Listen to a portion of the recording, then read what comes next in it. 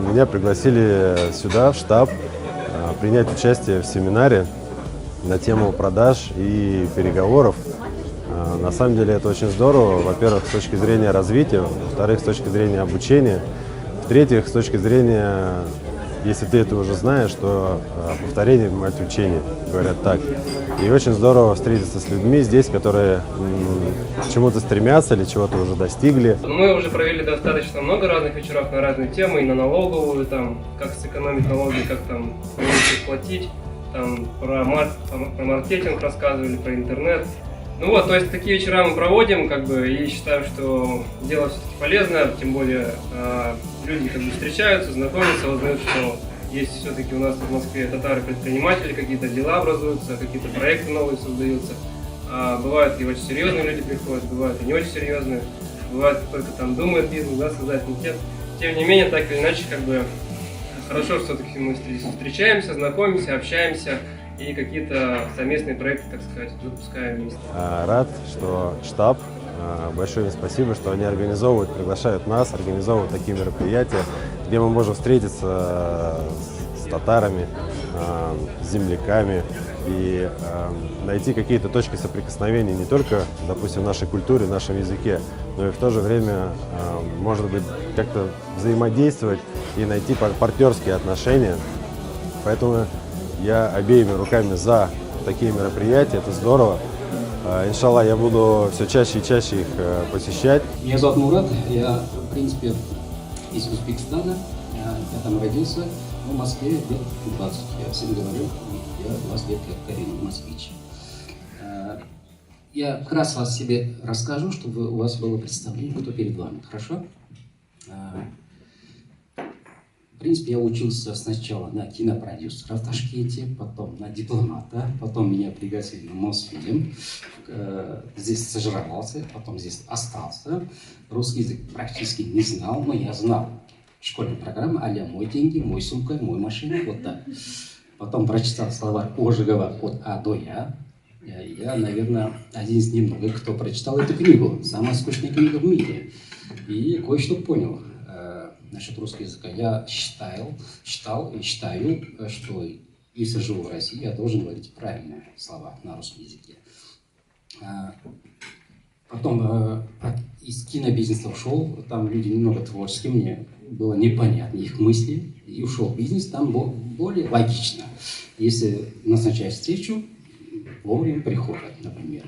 И работал менеджером по продажам, руководителем отдела продаж, директором по продажам и коммерческим директором, и потом стал сам гендиром. Сейчас я консультирую в области продаж, управления продажами и, конечно, менеджмент. Написал 5 книг, 2 из них сейчас бестселлеры. Партизанских продаж – это для тех, кто занимается длинный цикл продаж, корпоративные продажи, надо выйти на лицо, принимать решения и так далее. Такие сложные продажи для них подходят. В 2013 году написал, и с тех пор 5-е издание. Кто-то побывал на моих страницах в соцсетях, там пишут: пока менеджеры не прочтут эту книгу, мы не пускаем к продажам. У них вот во многих компаниях так принято.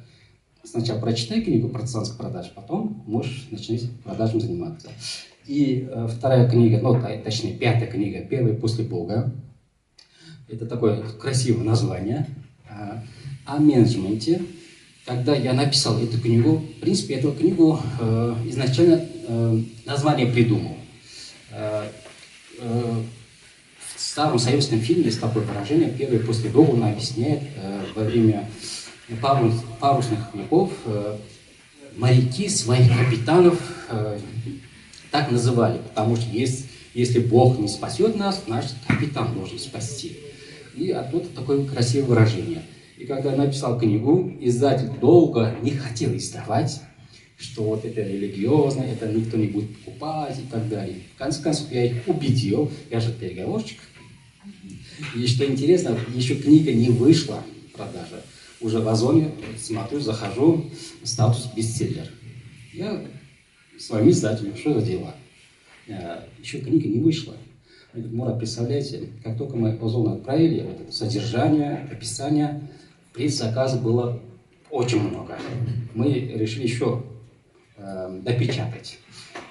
Кто занимается менеджментом, управлением, ну, для них больше подходит эта книга. Сегодня у нас тема переговоры и продажи. Мы сегодня поговорим, ну, в принципе, если вы не получаете пенсию, значит, вы занимаетесь продажами. Давайте так договоримся, хорошо? Только пенсионеры не занимаются, потому что уже они отработали, спокойно получают пенсию. Есть даже студенты, они тоже занимаются продажами. Я так считаю. Чтобы получить 5, они должны написать, ночам не спать и готовить свои проекты. Правильно? Продажи – это не только то, что мы продаем, например, сок или там, хлеб и так далее. Продажи – это, ну, как, конечно, себе продаем. Если даже вы юрист, там, педагог, да, чтобы вам платили, вы должны себе продать. Продажа с этого начинается. Так, чтобы мне понять, кто передо мной, задам вопрос. Кто вообще к продажам имеет прямое отношение? Поднимите руки. Все, практически все. И потом, кто продает услуги? Услуги. И только услуги.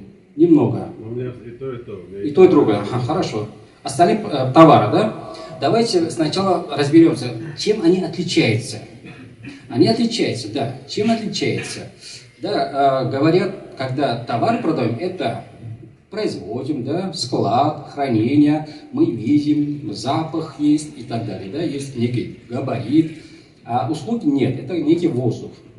Я долго анализировал, чем они отличаются, потом понял. Отличие в том, что когда мы товар продаем, как только заключили контракт, отношения заканчиваются, можно сказать. Дальше они со склада забирают и постоянно. А когда услуги продаем, как только заключить контракт, начинается головная боль. Вот в этом они отличаются. Наверное, и вы и там головная боль, я так понимаю, у вас. Так. И там начинаются отношения. Ну, в принципе, переговоры и там не сильно отличаются. Единственное, это презентация отличается. Остальное переговоры одно и то же. Давайте поэтапно пройдемся по переговорам. Хорошо? С чего начинается переговор вообще? Недавно я проводил, ну, я вообще тренинги провожу, мастер-классы, конференции, я еще продюсер конференции управления продажами и так далее. Еще консультацию даю. Недавно меня пригласили 2 айтишника, они оба руководители, такие, знаете, ну, а-ля золотая молодежь. Так одеты, там, красные туфли и так далее. Я у них спросил, ну, такие самодостаточные ребята. Я у них спросил, что такое для вас переговоры? Один из них сказал, это знакомство. Я сказал, ну, иди Тиндер тогда, или там Мамбу, там знакомься сколько хочешь. Это не переговор. Да? А второй говорит, это на переговорах мы должны подписать какой-то я забыл это слово даже. О, спасибо. Вот это даже подписать. Я в жизни это не подписывал, если честно. Есть такой известный эксперт по продажам, переговорам Зиг Зиглар. Зиг Зиглар говорил, вот переговоры это я пришел к тебе, у меня в портфеле твой товар, а у тебя в кармане мои деньги. Пока не обменяемся, я не уйду. Это и есть переговоры. Да, переговоры бывают несколько этапов. Особенно если у вас, ну, такие длинный цикл продаж, большие продажи, несколько, 2, 3, 5, бывает так, год-два, я знаю такие компании, где связаны с нефтью, газом, они там год-два ведут, потом продают какое-то оборудование вот этим компаниям. Это тоже нормально, это переговоры. Я даже их обучал, они 3 месяца своих продавцов к продажам не пускают, вообще не пускают. 3 месяца они ходят, просто смотрят, как другие работают. Представляете, скучно, но при этом они получают зарплату, сколько хотят. После 3 месяцев, они 3 месяца их обучают. Через полгода они начнут иметь право звонить клиентам. Представляете? Потому что на кону очень большие деньги, там миллионы. Поэтому они постепенно, особенно в таких IT-компаниях, то же самое есть такие компании. Поэтому, когда вот переговоры, это мы должны прийти, если у вас малый бизнес, прийти и о чем-то должны договориться. Бывает так, что приходим на переговоры, нам говорят,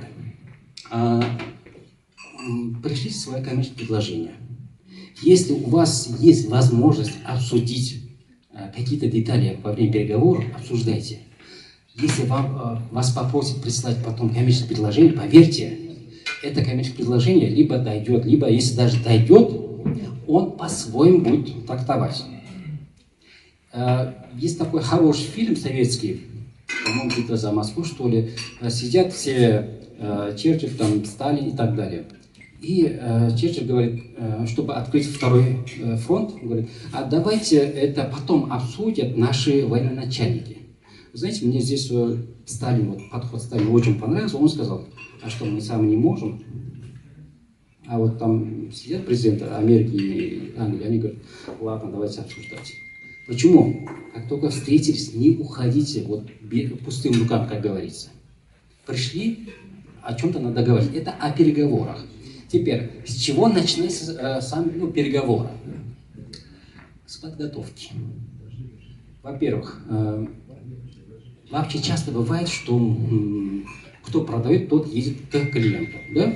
Потенциальному клиенту. Но почему-то многие не приглашают к себе клиентов. Мне говорят, Мурат, вы знаете, они не приходят. Я спрашиваю, ах, ты хоть раз приглашал к себе? Да, говорил, а как ты приглашал? Просто приходите? Нет.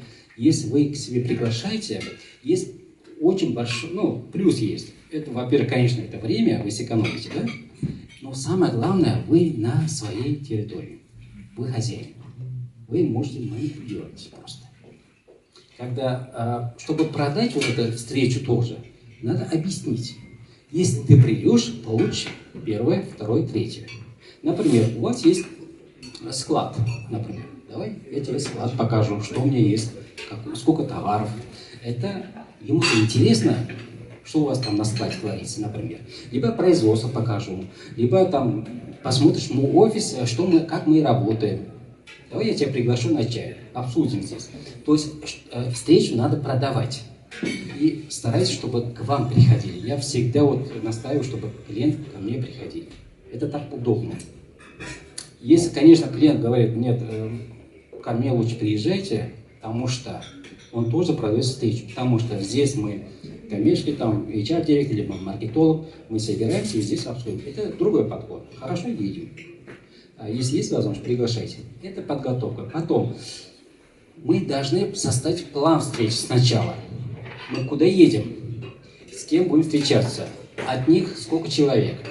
Если, знаете, переговоры это как драки. 1 к 3, например. Если 1 к 2, если вы один, с их стороны 2, это нормально. Если даже вы один, а там 3, представьте, 3 человека по 2 вопроса будут задавать. Что происходит? Вы превращаетесь в допрашиваемого. Вообще переговоры ведет тот, кто задает вопросы. Запомните. Кто отвечает, он ведом. Здесь еще техника вопросов. Как правильно задавать вопросы, чтобы не забыть? Во-первых, не задавайте вопрос за вопросом, когда задаете вопросы. Бывает так, что говорят, что хорошие продавцы задают много вопросов. Это неправильно. Хорошие продавцы, переговорщики, задают правильные вопросы и правильно слушают. Как задавать правильные вопросы? Во-первых, мы задали вопрос, молчим, паузу делаем, чтобы ваш собеседник что-то вам рассказал. Мы же пришли слушать, правильно? Выявлять потребность, что он хочет, мой собеседник, мой партнер. То есть мы задали вопрос, ждем. И после того, как ответили, мы не сразу задаем вопрос. Мы как-то делаем комплимент, спасибо за ответ, да, я также так думал. И какие-то там слова надо добавить, вот как способ бутерброд называется, да. Не просто вопрос. Это превращается как, знаете, прокурор, да. Ты украл, да, ты убил. Ага. Вот такой прокурорский вопрос. Поэтому надо задавать вопрос так, после этого пауза, а вам ответили, после этого комплимент делаем, опять вопрос задаем. И самое главное, вот в переговорах избегайте вопрос, который начинается «почему?». Можно задавать, но пореже. Хорошо? Почему? Объясню, почему нельзя задавать вопрос, который начинается «почему?». Представь, что муж пришел очень поздно. Жена говорит: муж, почему поздно пришел? Муж что ответит? Что? Потому что. Потому что. Еще варианты. Он, скорее всего, это не твое дело, там, конфликт получится, правильно? Если жена в это время спросит: любимый, что тебе помешало пораньше прийти? То же самый вопрос, согласны? Ну да. Он ответит вот на любой вопрос потом. Он объяснит: вот так получилось, ну, без конфликта и так далее. Жена скажет: ладно, иди, вынеси мусор и спать ложись. Все, на этом заканчивается. Без конфликта. Поэтому надо задавать правильные вопросы. В Москву приезжал такой известный эксперт Нил Рекхам, и как раз мы задали вопросы. Какие вопросы задавать? Хотя бы в начале расскажите, кто читал его книги «Спин-продажа», они поймут. Мы задавали, какие вопросы. Есть такие открытые вопросы, есть закрытые. Открытый вопрос, который начинается там, что, когда и так далее. Закрытый — это задаем вопрос, где отвечать да либо нет. И он рассказал, как раз в Синергию он приезжал выступать. И такая встреча была с коллегой. Он сказал: знаете, я, как, может быть, блефанул, не знаю, $100 000 потратил, но я не знаю, какие вопросы задавать, когда. Открытые, закрытые. На самом деле это правильно, потому что мы не знаем, что клиент нам хочет сообщить и что нам в это время нужно. Если нам нужен быстрый ответ такой, да либо нет, мы задаем закрытые вопросы. Если там более развернуто, мы задаем открытые вопросы. Хотя в моей практике бывает так, что мы задаем закрытый вопрос, который надо отвечать да либо нет, но клиент там все понеслось и рассказ полчаса отвечает. Это тоже бывает. Кстати, вы спокойно кушаете, на меня не обращайте внимания, ладно?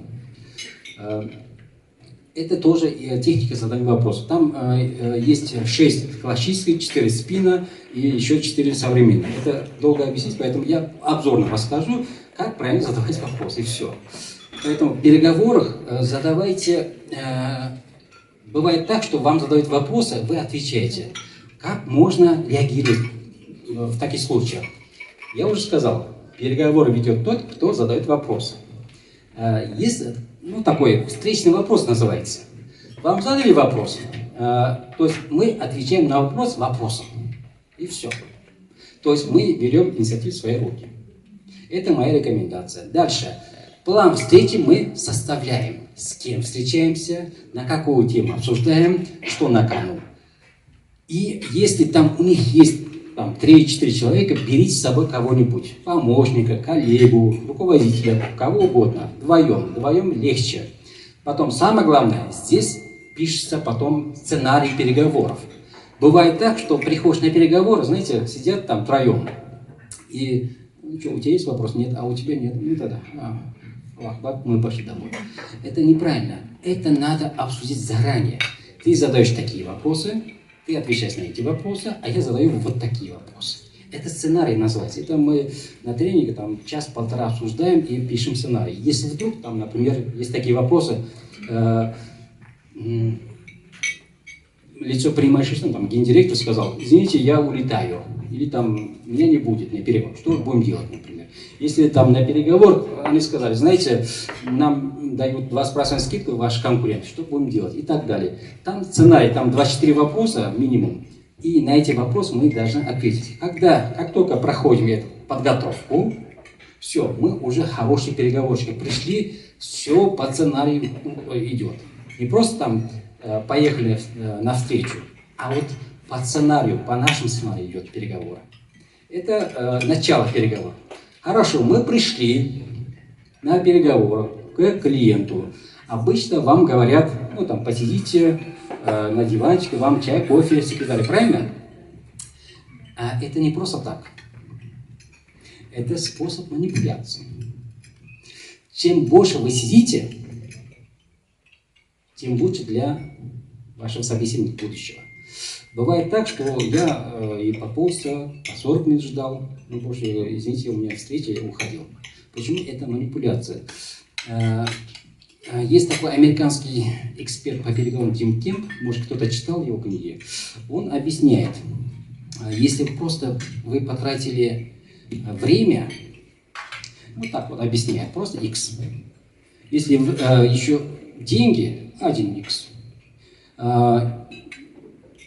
там еще что-то потратили, там 3X, там эмоции, там 4X и так далее. Если, например, чем больше вы тратите вот эти X, тем больше у вас, это называется бюджет переговоров, у вас большой бюджет получается. Вы потратите, например, время и энергию, там, X, 1X, то есть получается 2X. А теперь вот представьте, вот еще умножаем на 4, 8X. Эмоции потратили. Что такое эмоции? Например, вы с кем-то ведете переговоры, уже вот контракт заключен. Он говорит, извините, у нас бюджет сократили. Что происходит? У вас такое, знаете, я не хочу больше продавать, не хочу заниматься бизнесом. Понимаете, вот это эмоция. И вдруг через день-два говорит, знаете, нам выделяют бюджет, но чуть поменьше. Сможете дать скидку. Почему? Это манипуляция. Есть такие подходы. Поэтому у кого больше бюджет переговоров, тот на кону. А если клиент потратил больше времени, бывает так. Тот, кто заказал, они тоже тратят время, энергию, но не деньги, может быть, не деньги даже, на проекты, там, на встречу, там, у них есть некий бюджет. И вдруг у вас что-то сорвалось, у них бюджет выше, и они пойдут на это. А бывает так, что с вами ведет клиент переговоры и с вашим конкурентом. Договорились о чем-то, ну, пускай будет 1000 рублей ваш товар. И вдруг ваш конкурент закрылся, например. Что происходит? Многие, я на тренинге задаю такой вопрос, что будет делать, если ваш конкурент ушел из рынка? Вы один, но еще какой-то маленький конкурент остались. Но вы главный игрок. Конечно, мы будем работать. А как? Вот договоритесь по 1000 рублей. Что будет делать? Ну, по 1000 рублей продадим. Нифига. Неправильно. Конечно. А мне говорят, а вот долгосрочно сотрудничество. Это фигня. Это фигня. Клиент никогда не будет думать о вас, о долгосрочном сотрудничестве. Никогда. Его интересует сейчас деньги. Сейчас у вас есть время, но возможность заработать. Заработайте. Когда придет время, давайте договоримся теперь о долгосрочном сотрудничестве, когда другие появятся, конкуренты. Пока вы главный игрок, у вас все фишки на руках, у вас меньше бюджета, у них больше бюджета, а почему не заработать? Вообще смысл бизнеса – это заработать деньги. Там не место таким эмоциям. Не место, я вот всем говорю, в бизнесе нет дружбы. В бизнесе есть деньги. Все.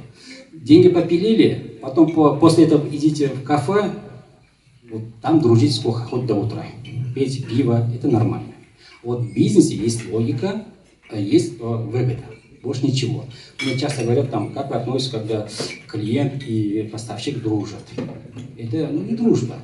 Бывает так, что, знаете, мне говорят, мы с клиентами дружим. Как только один из них уходит с работы, что-то дружбы нет. А где ваши друзья? Ребята, вы же дружили. Нет, это не дружба, это хорошие отношения. Уважительные, да? Это не дружба. Я всем говорю, мои друзья приходят ко мне, я хожу к ним в гости. Вот мои друзья. А просто там в соцсетях френдиться, это не дружба. Как-то меня спросили, один журнал, Мурат, мы хотим написать, хотим, чтобы вы написали нам статью, чтобы потом вы еще у себя на странице в соцсетях опубликовали эту статью и ссылка на наш сайт.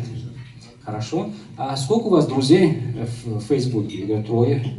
Они удивились, ну, тогда вы нам не подходите. Если они спросили, сколько у вас подписчиков, я сказал бы. Они сказали, друзья. Ну, у меня там 3 друзей. То есть это, еще раз, в бизнесе нет дружбы.